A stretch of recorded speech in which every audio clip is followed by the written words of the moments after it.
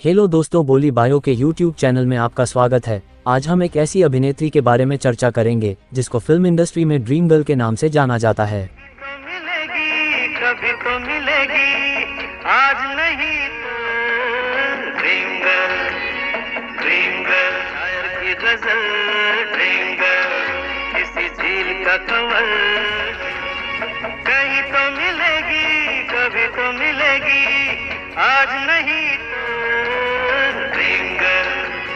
Dream girl, किसी शायर जी हाँ, हेमा मालिनी के बारे में आज हम बात करेंगे।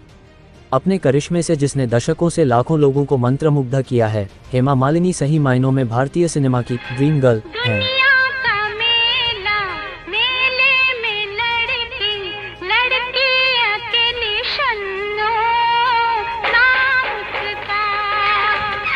सोलह अक्टूबर 1948 को जन्मी हेमा कई मायनों में कला और सांस्कृतिक परिदृश्य का हिस्सा रही हैं। एक बहुमुखी अभिनेत्री और बेहद सुंदर नृत्यांगना, हेमा मालिनी ने 1968 में राज कपूर के साथ सपनों का सौदागर में बॉलीवुड में अपनी शानदार शुरुआत की। एक अभिनेत्री, एक मां, एक राजनीतिज्ञ, एक सामाजिक कार्यकर्ता, हेमा मालिनी यह सब और उससे भी अधिक हैं। एक ऐसे व्यक्ति की शक्ति का प्रतीक जो ये सब संभाल सकता है। वो 2000 में चौथे सर्वोच्च नागरिक पुरस्कार पद्मश्री की प्राप्तकर्ता हैं।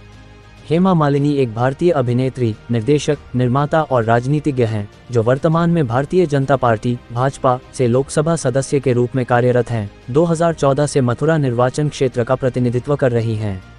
2011 से 2012 तक कर्नाटक से राज्यसभा की सदस्य रहीं। उसके बाद 2003 से 2009 तक भाजपा के सदस्य के रूप में उस सदन में नामांकन किया गया।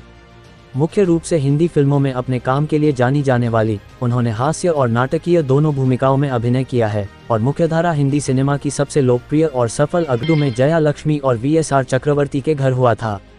उन्होंने अपनी स्कूली शिक्षा चेन्नई में आंध्र महिला सभा से पूरी की, जहां उन्होंने इतिहास विषय में रुचि विकसित की। उन्होंने DTEA मंदिर मार्ग में 12वीं तक पढ़ाई जारी रखी, जिसके बाद उन्होंने अपने अभिनय करियर को पूरी तरह से आगे बढ़ाने के लिए अपनी शिक्षा बंद कर दी। उनकी मां, एक फिल्म निर्माता, ने उन्हें अपने जुनून का पालन करने के लिए प्रोत्साहित किया और हेमा के करियर के पीछे प्रेरक शक्ति थी।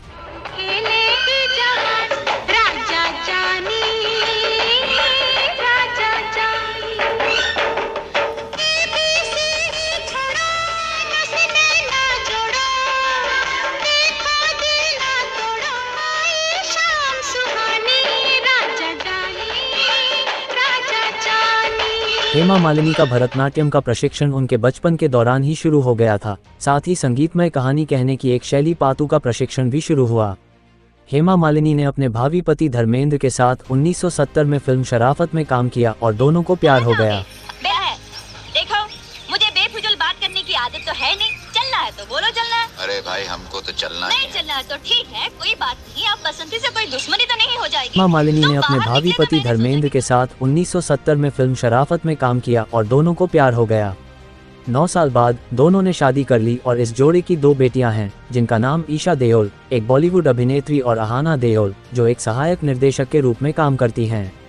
वो लोकप्रिय अभिनेता सनी देओल और बूबी देओल की सौतेली मां हैं, जो धर्मेंद्र की पिछली शादी से बेटे हैं। हेमा मालिनी ने पहली बार एक तमिल फिल्म में एक नर्तकी के रूप में कैमरे का सामना किया। उनकी पहली सिनेमाई सफलता बेहद संवेदनशील राज कपूर के कारण संभव हुई, जिन्होंने सोचा था कि हेमा मालिनी में सुपरस्टार बनने की क्षमता है। हेमा को पहला फिल्मफेयर सर्वश्रेष्ठ अभिनेत्री का पुरस्कार 1973 में सीता और गीता के जुड़वां पात्रों के रूप में उनकी बेहद मनोरंजक और विश्वसनीय भूमिका के लिए मिला। एक ऐसी फिल्म जिसने अभिनेत्री को 2 चरम व्यक्तित्वों को निभाने की अनुमति दी, उन्हें नई ऊंचाइयों पर पहुंचाया और उन्हें प्रदर्शित किया। इधर बात कर। इधर क्या? जिधर बोलेगा उधर बात करेगा। ब्रेक काहे को लगाया? तुम्हारी गाड़ी के ब्रेक लगाए क्या? हमारा ब्रेक लगाएगा। पब्लिक कैरियर है क्या? अरे हमने अपनी गाड़ी के ब्रेक लगाया था। हाँ तो फिर? तो फिर क्या? अरे पर देखने को तो बनता है कि पीछे से हम आ रहे लगा। अरे तुम्हें देखने का है क्या? चल तेरा भी जासी श्रेणी मत लगा। अरे हम क्या देखेगा? हम तो अगर था, हमारे पीछे आंखी थोड़ी है जो तुमको देखता। तुम तो पाछड़ था, तुमने गाड़ी को नहीं देखा। दीवानी लगती है, बहुत बड़ी दीवानी है। चलेगा, हम पुलिस केस करेंगा, हवलदार को बुलाएंगा, इंस्पेक्टर को। कई मुखौटों वाली एक अभिनेत्री के रूप में वर्ष 1974 में उन्हें फिल्म अमीर गरीब प्रेम नगर के लिए एक नहीं बल्कि 2 फिल्मफेयर पुरस्कारों के लिए नामांकित किया गया। 1975 में गुलजार द्वारा निर्देशित खुशबू और सन्यासी में भूमिका के लिए एक ही श्रेणी में 2 नामांकन के साथ उन्होंने एक बार फिर पुरस्कार समारोह में अपना दबदबा बनाया। हालांकि उस वर्ष की उनकी सबसे यादगार भूमिका अमिताभ बच्चन, धर्मेंद्र, संजीव कपूर और अमजद खान की सह कलाकार शोले में गांव की सुंदरी बसंती के रूप में आए। वर्ष 1976 में उन्हें बॉलीवुड के एक अन्य दिग्गज कलाकार राजेश खन्ना के साथ बेहद खूबसूरत रत्ना के रूप में उनके प्रदर्शन के लिए अगले फिल्मफेयर सर्वश्रेष्ठ अभिनेत्री पुरस्कार के लिए नामांकित किया गया। 1977 में उन्हें उनकी फिल्म किनारा के लिए फिल्मफेयर पुरस्कार के लिए नामांकित किया गया था। वर्ष 1979 में हेमा मालिनी की फिल्मफेयर सर्वश्रेष्ठ अभिनेत्री श्रेणी तक पहुंचने का मार्ग गुलजार की एक और फिल्म मीरा द्वारा प्रशस्त हुआ।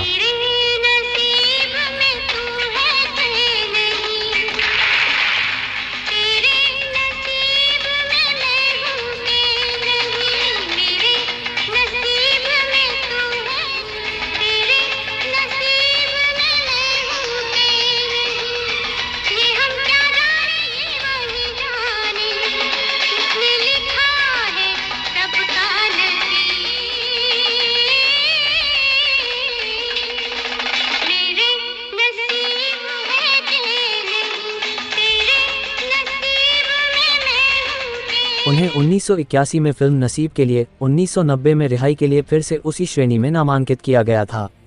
1999 में उन्हें अपनी कई भूमिकाओं और प्रदर्शनों के माध्यम से बॉलीवुड में उनके योगदान के लिए फिल्मफेयर लाइफटाइम अचीवमेंट पुरस्कार से सम्मानित किया गया था। टीवी पर उनके अभिनय से प्रभावित होने के बाद हेमा मालिनी ने शाहरुख खान अभिनीत फिल्म दिल आशना है 1992 का भी निर्देशन किया। वर्ष 2003 में अमिताभ बच्चन के साथ पारिवारिक ड्रामा बागबान से उन्होंने फिल्मों में वापसी की। एक ऐसी पत्नी के रूप में उनके दिल छू लेने वाले अभिनय ने, जो अपने बच्चों और अपनी कठिनाइयों और कष्टों के कारण अपने पति से अलग हो जाती है, उन्हें फिल्मफेयर पुरस्कार के लिए एक और नामांकन दिलाया। उनका अन्य सराहनीय प्रदर्शन महाकाव्य प्रेम कहानी वीर ज़ारा 2004 में शाहरुख खान के चरित्र की अत्यधिक सहायक चाची के रूप में रहा है। उनका अगला प्रदर्शन सामाजिक नाटक क्रांतिकारी फिल्म बाबुल 2006 में था। उन्होंने 2011 में सामाजिक राजनीतिक नाटक आरक्षण में अतिथि भूमिका निभाई। उसी वर्ष उन्होंने एक्शन कॉमेडी फिल्म बुढ़ा होग ए तेरा बाप में अमिताभ बच्चन द्वारा निभाए गए पुराने अंडरवर्ल्ड डॉन की अलग पत्नी की भूमिका निभाई। सोनू सूद, प्रकाश राज, सोनल चौहान, रवीना टंडन और चार्मी कौर अभिनीत। 2016 में अपनी एकल रिलीज में अनुभवी स्टार ने बॉलीवुड एक्शन फिल्म अमन के फरिश्ते में देव आनंद, जावेद जाफरी, आसिफ शेख और एकता सोहिनी के साथ स्क्रीन साझा की। ये फिल्म, जिसे पहले 1992 में रिलीज किया जाना था, अज्ञात कारणों से विलंबित हो गई और 2016 में रिलीज हुई। ये फिल्म बॉक्स ऑफिस पर बुरी तरह फ्लॉप साबित हुई। उनकी 2017 की रिलीज में क्रिश द्वारा निर्देशित तेलुगु महाकाव्य ऐतिहासिक एक्शन फिल्म गौतमीपुत्र सातकर्णी शामिल है। नंदामुरी बालकृष्ण और श्रिया सरन की मुख्य भूमिका वाली इस फिल्म को आलोचकों द्वारा काफी सराहा गया और यह बॉक्स ऑफिस पर हिट साबित हुई। उनकी 2020 की रिलीज में राजकुमार राव और रकुल प्रीत सिंह अभिनीत एक रोमांटिक कॉमेडी शिमला मिर्ची शामिल है।